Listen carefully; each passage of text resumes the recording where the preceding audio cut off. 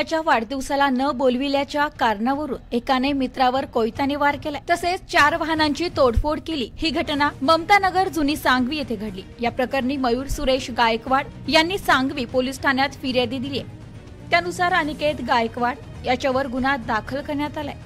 पोलिसांनी दिलेल्या माहितीनुसार फिर्यादी गायकवाड त्यांचे मित्र अतुल पोंगडे यांच्या जनावरांच्या गोठ्याजवळ मित्र ओम मोरे याचा वाढदिवसाचा केक कापत होते। त्यावेळी संशयित आरोपी अनिकेत तिथे आला। त्याने मित्रांना शिवीगाळ करत मला पार्टीला का बोलवले नाही असे म्हणत मित्राची दुचाकी फोडण्याचा प्रयत्न केला।